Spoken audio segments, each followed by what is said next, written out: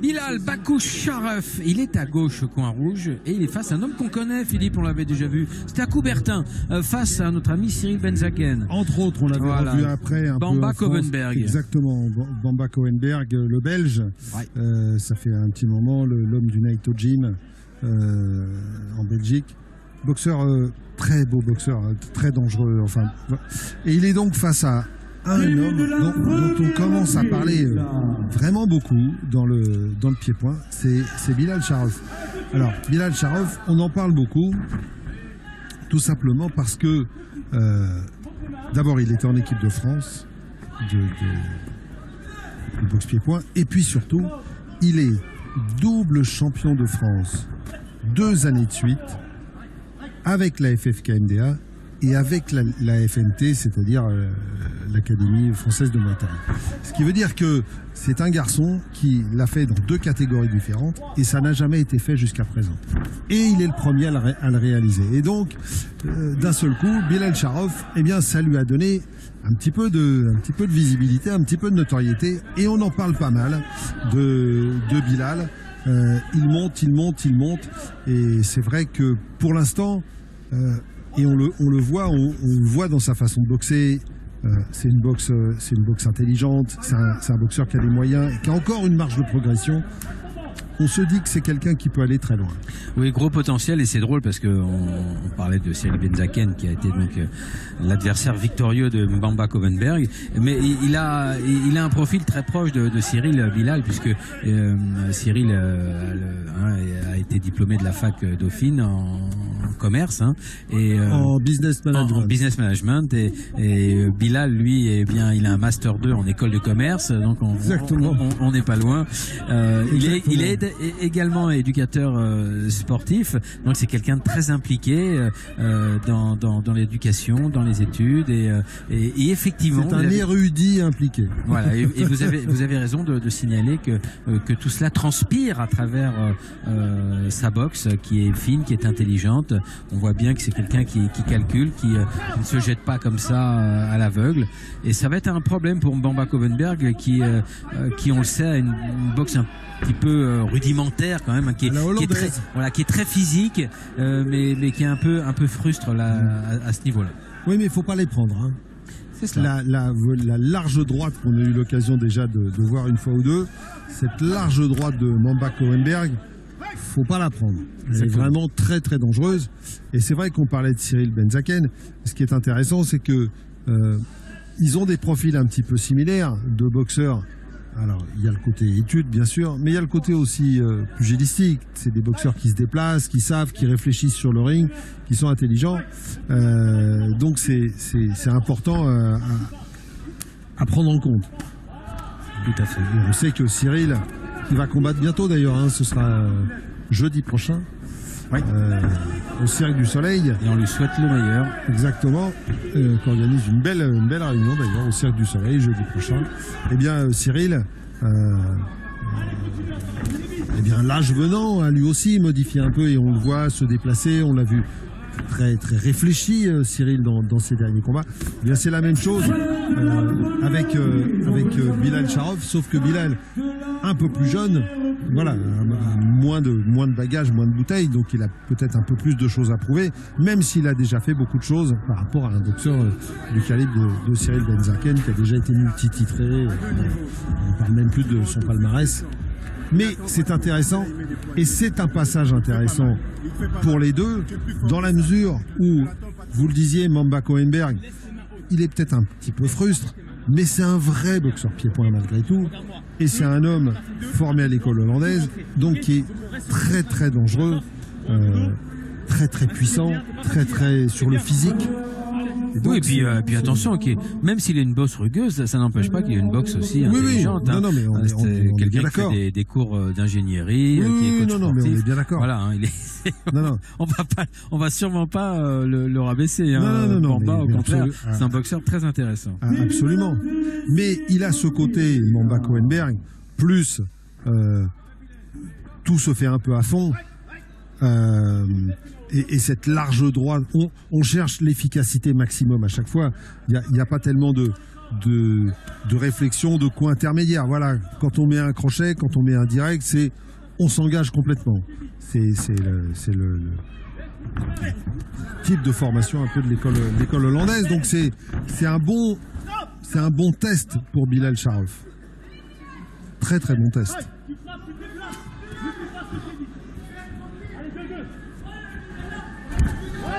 Ouais, ça c'est bien.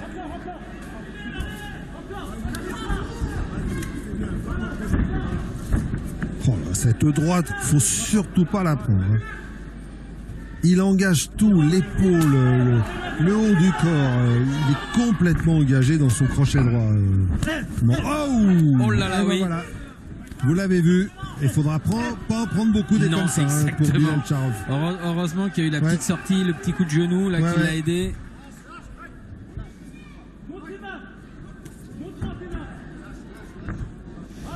Bilal Sharov, faut qu'il adopte une tactique qui ressemble un peu à celle d'Aziz Abdellaoui tout à l'heure face à Guillaume Pascal, c'est-à-dire bouger, gêner, varier les distances, mais en même temps, il va falloir peut-être que face à quelqu'un comme Mamba Cohenberg, il soit beaucoup plus efficace pour essayer de diminuer un peu la puissance du Belge.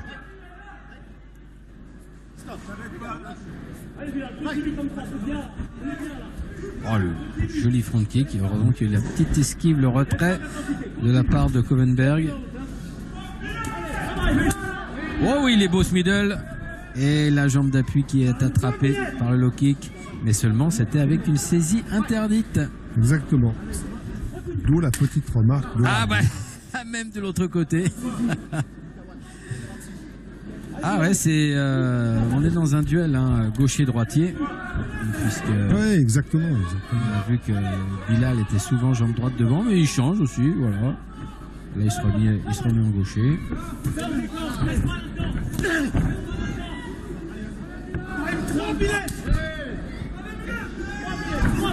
Ouais, le genou, ça c'est bien. Ouh, le genou, là.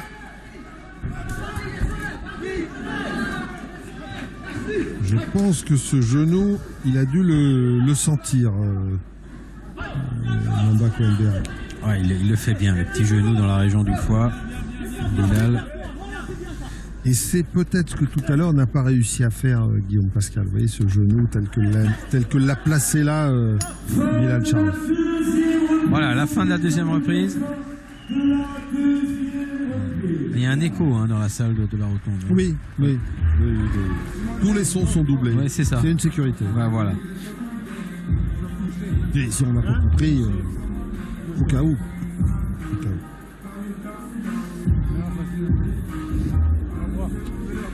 Mamba Cohenberg me fait penser, je recherchais le nom parce que je ne l'ai pas trouvé. Il me fait penser à Byron Mitchell qui avait rencontré Bruno Girard, rappelez-vous, à Bercy. Il a un peu le même morphotype, comme ça, c'est un peu le même type de boxeur, très puissant, très engagé, beau boxeur, bien évidemment, beau boxeur, dont il faut se méfier.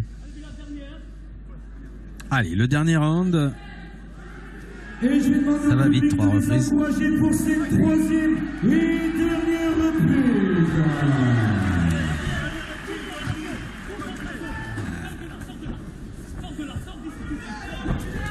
Voilà, c'est bien ça. Voilà, les deux petits coups de genou là. Et hop, il sort. En entrée et en sortie. Ah, et la sortie latérale à droite. Ah, il les fait bien, ces petits pas de côté là pour sortir de la ligne d'attaque de Bamba. Quand on le voit s'engager pour mettre ça, c'est dommage parce que finalement Mamba Cohenberg j'ai presque envie de vous dire, Jean-Paul, avec son excès d'engagement, il rend à certains moments sa droite lisible. Quand elle s'engage, elle devient un peu lisible. Ça permet peut-être à Bilal Sharov de pouvoir lire un peu plus la boxe de Mamba Cohenberg. C'est dommage. Voilà, et là, il y a eu 6 coups donnés sans un seul du côté belge.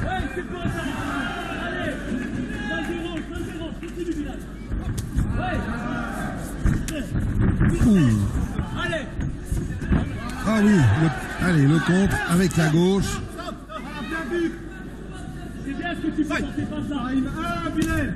Allez, il reste. Allez, Bilal. Ne recule pas, avance. On entend dans le coin de Bilal Charles dire ne recule pas, avance. Avec un boxeur du calibre de Mamba Koenberg, c'est pas facile. Hein. Ça, c'est bien. Alors, le crochet, et il tourne. Le boxeur de Strasbourg. Alors, il me semble qu'on appelle le médecin du côté de... Non ? Ouais, exactement.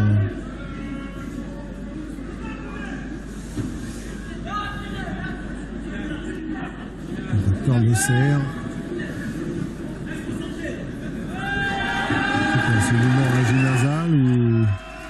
Oh, ça n'a pas l'air d'être très grave. Non. Non, en fait, le médecin est probablement venu vérifier la rectitude nasale. Voilà, l'arête, hein, c'est quand même un point fragile. Allez, la dernière minute 30. Voilà, lui, là, il a accroché, attention. Il faut se marquer des points maintenant, ça va être très très important. Oula. Oh, il s'est fait souffler dans les bronches là.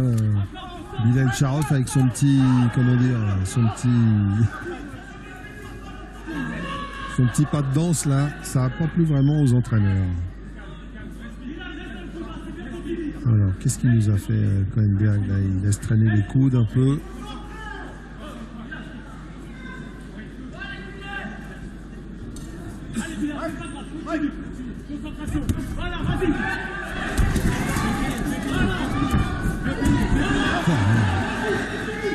Quel engagement sur cette droite.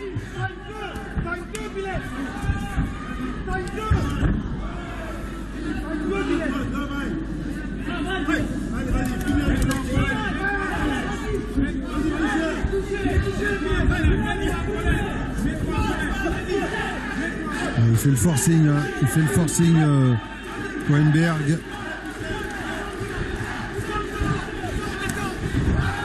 Oui, le bon front kick. Ouais, c'est bien fait. Ouais, et c'est important de marquer comme ça, exactement. Philippe, à 30 secondes de la fin. Ouais, mais là, Mamba Koenberg, il fait une erreur. On voit qu'il poursuit Bilal Charov. Il a déjà la droite armée derrière. C'est trop visible. C'est trop visible. Et voilà. Encore la gauche en piston. Et puis derrière, il rentre, Bilal Charov.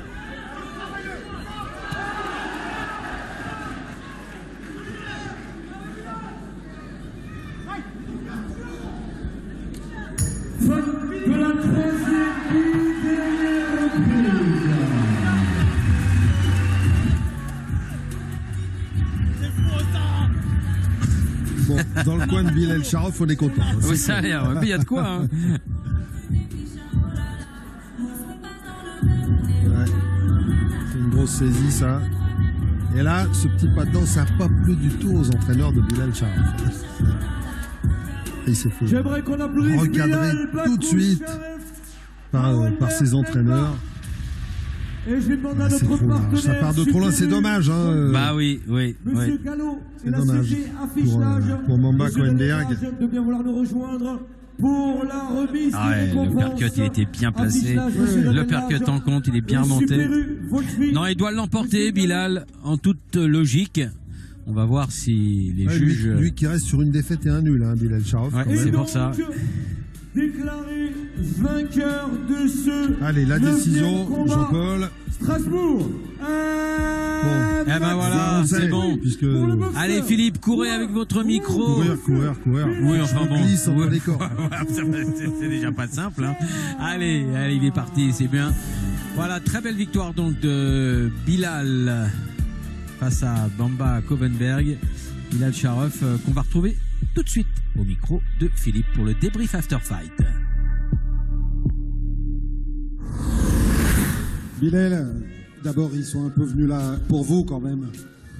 Merci à tous, merci Strasbourg.